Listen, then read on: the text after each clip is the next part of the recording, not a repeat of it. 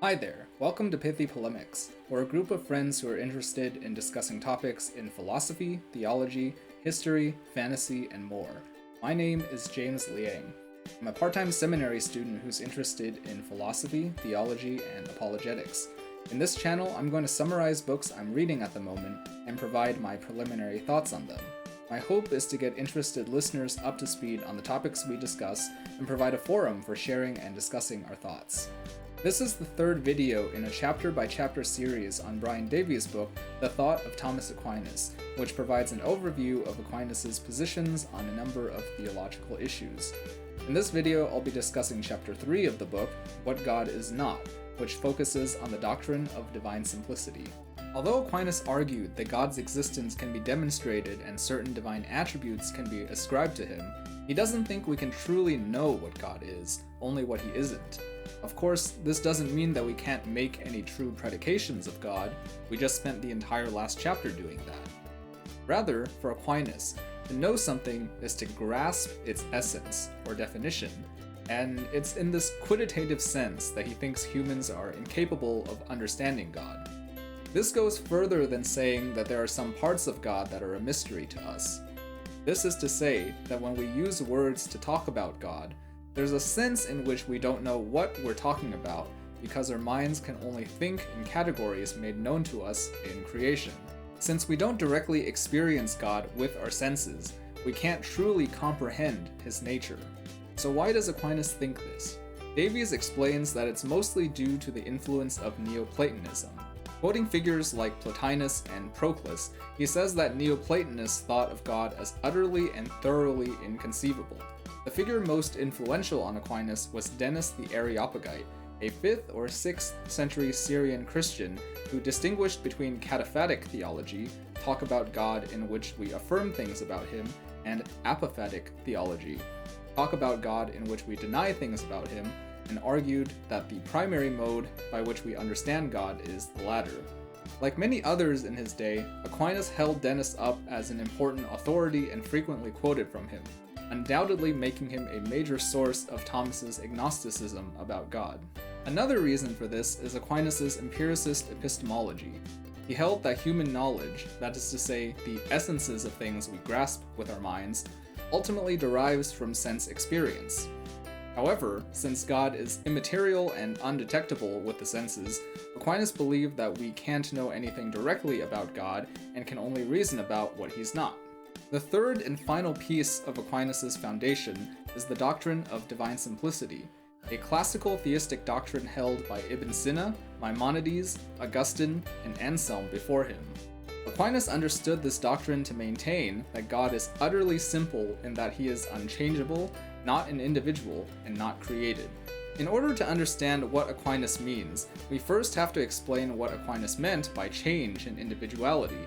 And in order to understand what he means by change and individuality, we first have to explain some of his Aristotelian metaphysics. For Aristotle, created things are composed of form and matter. Form is that which makes a thing what it is, and matter is the stuff out of which it is made. Things have both substantial form, which makes something the kind of thing that it is, and accidental form, which gives something properties it doesn't need to have to keep being the kind of thing that it is. For example, Daisy the cow has the substantial form of cowness, which is what makes her a cow rather than a horse, and the accidental form of brownness, which makes her brown rather than, say, black. But it's not essential to her being a cow.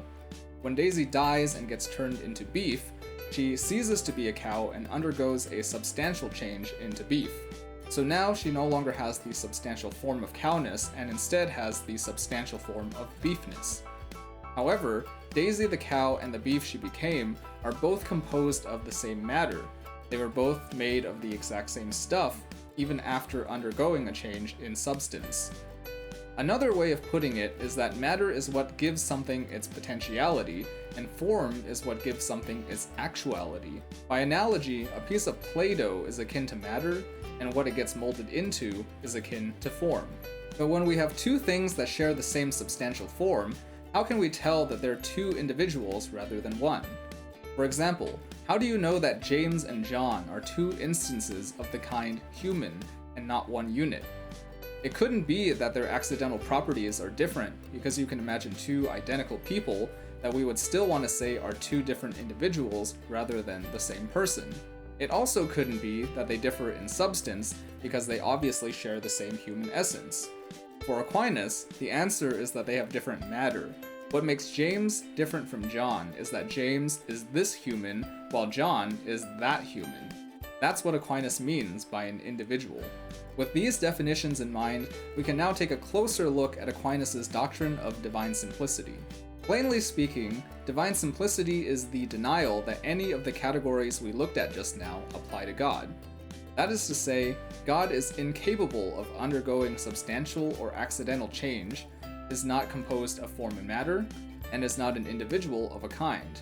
From the first way in Chapter 2, Aquinas argued that God is the cause of all change, implying that God himself is incapable of change and cannot be other than what he is, having no potentiality and only pure actuality. Since matter entails potentiality, God does not have matter, only form. And since individuality requires matter on Aquinas' view, God cannot be said to be an individual in the ordinary sense. As Aquinas puts it, God is the same as his essence. God doesn't have a nature, he is a nature.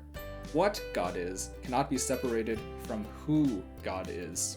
Davies then spends a couple sentences responding to the objection raised by Alvin Plantinga, that this view would deny that God has different properties and make God himself a property, which is absurd. Davies says that we can ascribe different properties to God in our ordinary language, but what our language refers to in reality is not distinct properties in God, or a property bearer distinct from its properties. To illustrate this point, he cites Peter Geach's example of 2 squared and 2 times 2 being different mathematical functions, but both corresponding to the number 4. Similarly, although God's wisdom and God's power mean different things, they ultimately both correspond to the same property, and this property is indistinguishable from what we're referring to when we say the word God. Additionally, from the second way and the existence argument from Chapter 2, Aquinas held that God doesn't have both an essence and existence, as he is the uncaused first cause and the source of all existence. Existence belongs to his very essence, and indeed is his very essence. Davies explains that Aquinas didn't view existence as a property, as some readers take him to be saying, or that God was identical to the property of existence, but merely that God doesn't depend on anything else for his existence. Davies ends the chapter by reaffirming that although Aquinas held that we can't truly know God in that we can't directly grasp his essence, we know that God exists, and we know what we can't know about him.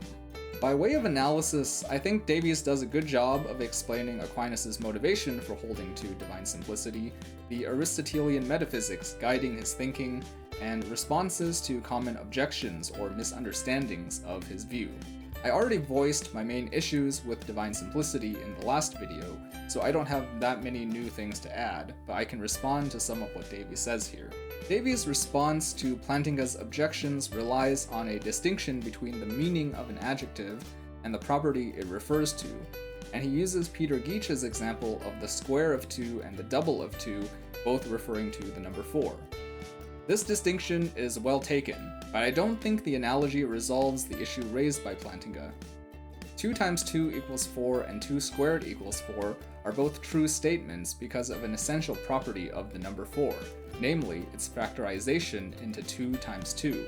But in virtue of what property of God are the statements God is wise and God is powerful true, if wisdom and power are not themselves properties that God has?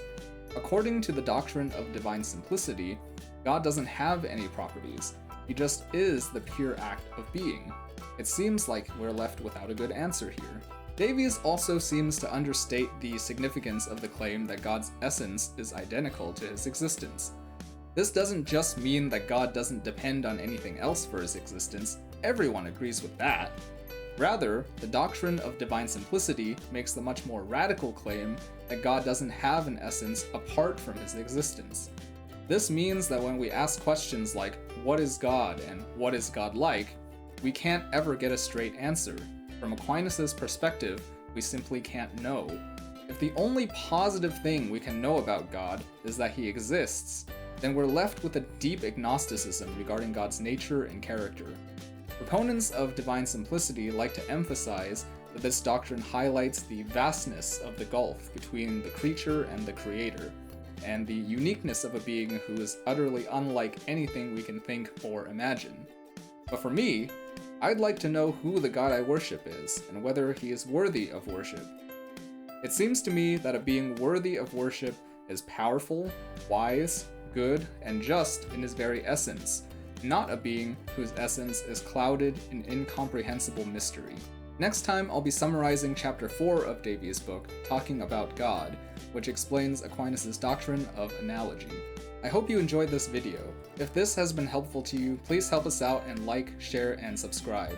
Also make sure to hit that bell button for notifications. If you think I'm onto something, or you think I'm dead wrong, please feel free to drop a comment down below. I'd love to hear your thoughts. With that, I'll see you in the next video.